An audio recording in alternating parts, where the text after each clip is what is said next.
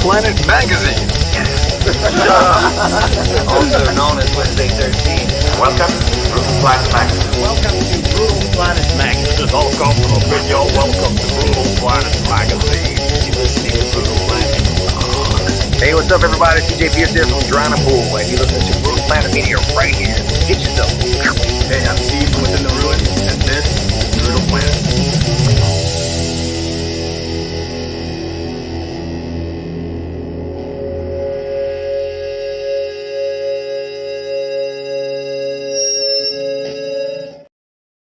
Make sure things are working. I think we're good. Just say hi. Okay, hello. perfect. Okay. All right. So, good day, Brutal Planet listeners. This is Eric Peterson, and I'm coming to you from Sweden Rock. And today I'm joined by Fernanda from the Hello. band Crypta. Yeah. Nice to see you all. Thanks for having me here Of on your show. course, of course. So, you guys, we're from the United States, so we're gonna hit a lot. You guys have a pretty good following in Yeah, the US, right? we do. Yeah, it's awesome. Yeah. Oh, Oops, the hand. the hand. So I wanted to just for our people that are in our magazine, I wanted to just give us an idea of your background and where you started and how it all came together and how you got to where you are now. Okay, sure. Are you ready? Ah. Such a long. Do you have 2 hours? Yeah, I mean my battery might die, but Okay, good. So I have a very old history with metal. My dad is a metalhead. Okay. So I'm kind of used to the metal environment since I Mhm. was a kid. I recall being like 6 and 7. Those are actually some of my earliest memories I have.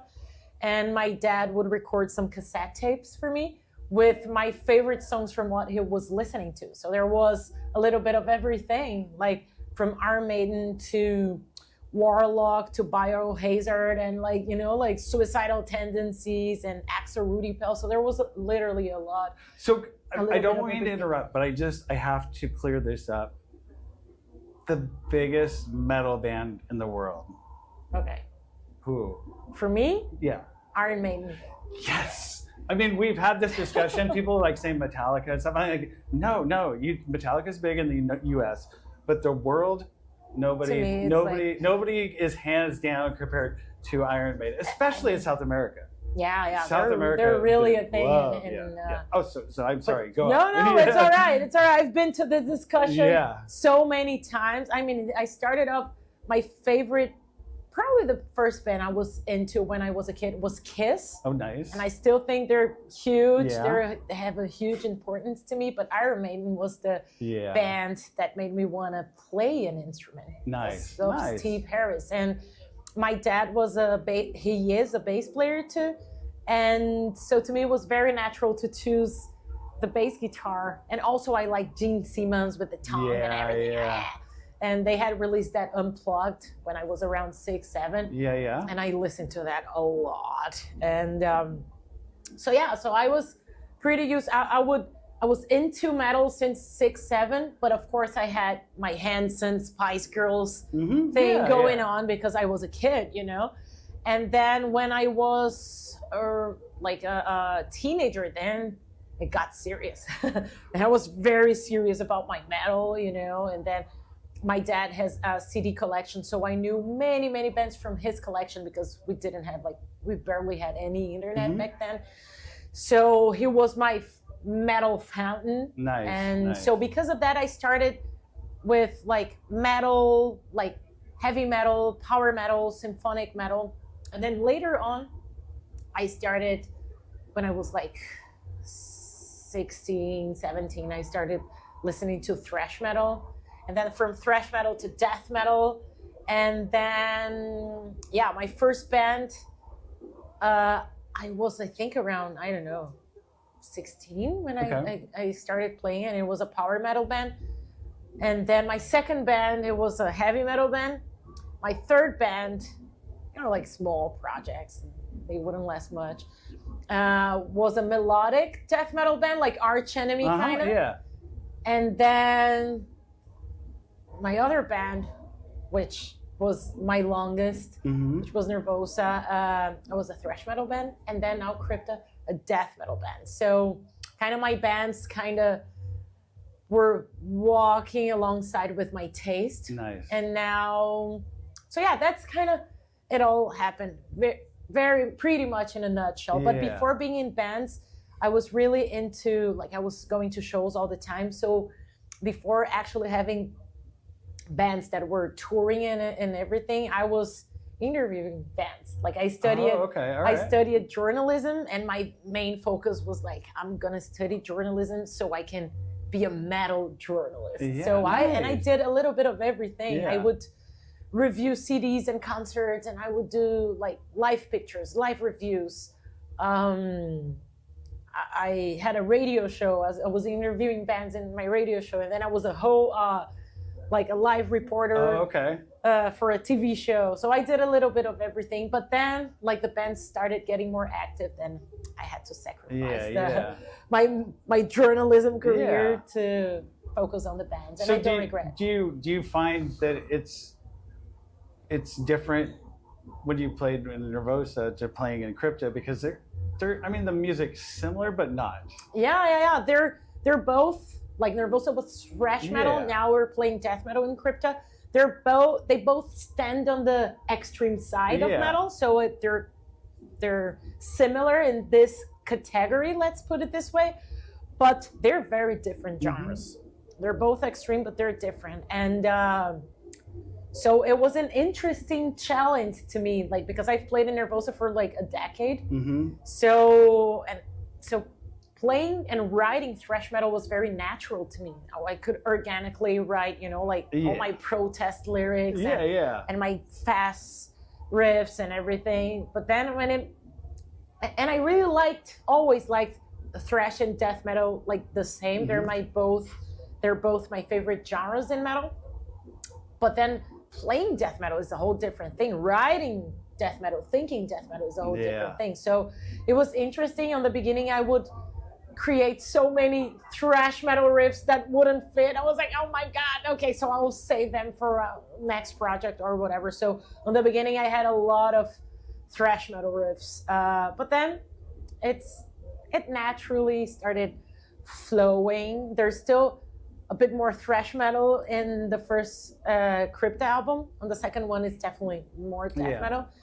But it was interesting, like musically wise, but then with the lyrics, it was an even bigger challenge, I would say, because like I'm an activist when it comes, like to social stuff and everything. So writing protest songs for thrash metal, it was very easy for me. Yeah. But then, and I was like, okay, now I'm playing death metal. And usually, and don't get me wrong, there's nothing wrong with that.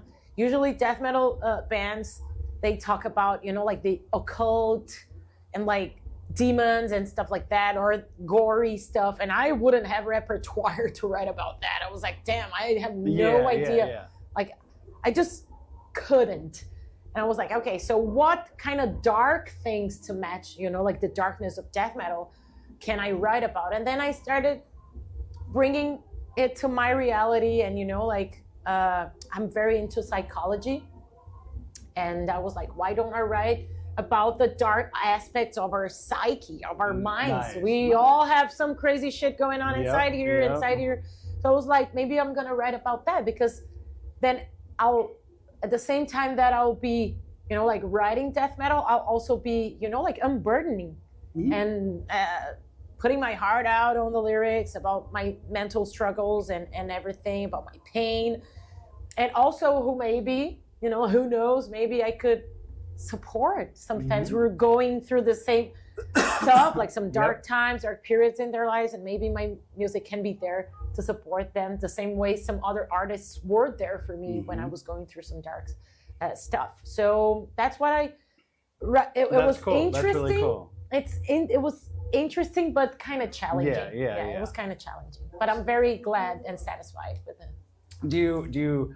So what's on the docket now for you guys? I mean, you just released an album, right? Yeah. We've released Shades of Sorrow, which is our second album. It was out last August. It's gonna be a year soon. Wow. Damn, that was fast. And we So I got say just released and just right. Yeah. Well, it's fine. It's fine. Next one's gonna take a while, so it's pretty recent still. We've been getting great feedback from the album, which we were not expecting. Of course, we work our hearts out to, you know, like make things happen, but you never know. And then the feedback's been great. And we got on Billboard and everything. I was like, wow, that's beautiful. I was definitely not expecting that. So now what we're doing is promoting it, doing what we love the most, which is playing live. when you're here. It's the best. Yeah. So we've toured extensively already to promote this album, and there's a lot more touring. This year is packed with touring. Nice. So yeah, now it's the summer tour. We're still promoting Shades of Sorrow, and of course we have some songs from our old record. But yeah, it's been fun playing the songs to, you know, like the bigger crowds we have in festivals. So do you find that, I mean, people in your home country are very, very passionate about their metal. They are. Very, very passionate, which I love. Do you find the crowds there to be a little different than the crowds in the rest of the world? Oh yeah, definitely. Yeah. I mean, we're a little spoiled by being used to one of the best crowds out there. But we are. I don't want to brag, but Latin Americans, we know how to rock, you know, man, like live and concerts. And that is because we don't get to watch our favorite bands that often, you know, like here, if you take like 5-6 summer festivals, you'll probably watch your favorite band like 4 times. Yeah, exactly. You know, like as in Brazil, they go there once and then they take like 4 years to be back. So I think that's part of the thing. That's part of the reason why we're so wild when we're and passionate when we're in our concerts, because we never know when they're coming back. Exactly. So we want to show them some love. Exactly. And culturally speaking, Latin Americans, they are more passionate Yes, about they are. stuff. It's so true. And I love it, to be honest. I have this Brazilian Latin thing running in my blood, and I love it when it comes to being passionate about everything. And the crowds can be very intense, and those were the first crowds we played for a long time. So of course, when you play other places, it's different. And I don't think there's better or worse. I think it's just different, and I value all kinds of interactions we get with fans, you know, like, so it's really fun to play Latin America because of the intense deliver. And then here in Europe, like, people are more like to themselves, but they have like great feedback after the show. You know, like, they're very observative and everything. And I think the US stand kind of in the middle of the way. Like, they're definitely wild too, but they're also like sometimes more to themselves. So I think they're in the middle. So, but I love, to me, asking this question is like asking, do you prefer club shows or festivals? It's so hard. No. It's so hard because, like, we love everything.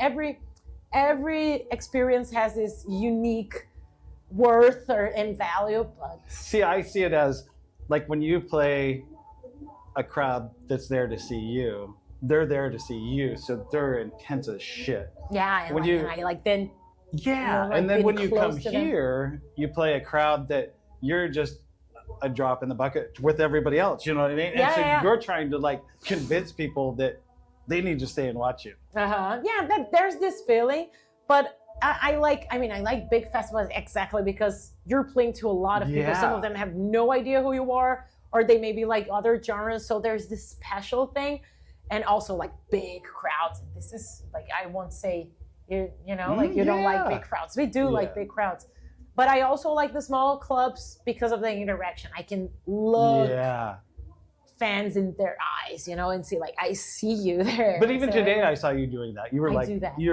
you're not with your eyes. You were just pointing people out. I do that, and sometimes I do like some staring competition from the stage. I'm staring at a fan and doing my crazy face until they look away, and sometimes they don't, and then I lose. And that's part of the intensity, you know. And it's part of it's almost like you get this look on your face, and it's like a black metal thing. You're like, I'm gonna stare at you, and And I notice that. And I can't help it. Like to be honest, I don't realize I get that nasty on stage with like the faces and everything until I see pictures or videos. I'm like, how did I do this face? I can't even, like my back bends. If I try and do that here, I'm gonna fall. But then on stage, I'm like raging, and so it's all very natural. I get there, and I just feel, because that's my happiest place.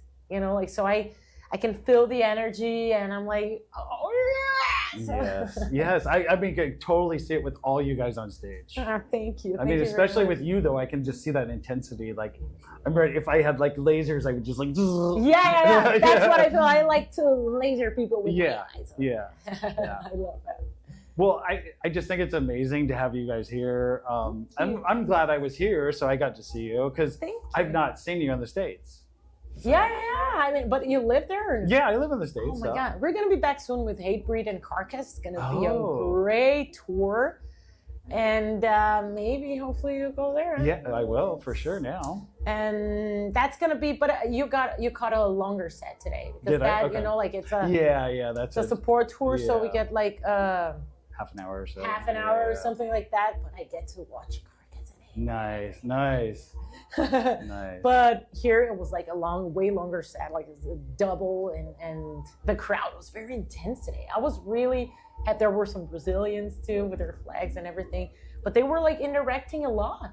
First, it was packed. I was very surprised, and they were like interacting, and like every time I was like, hey, everyone was like, hey, I was like, yeah. It was very good. Well, thank you for your time. No, I appreciate it. It was having me. amazing to see you guys live. I can't wait to go through my pictures and get your death stare.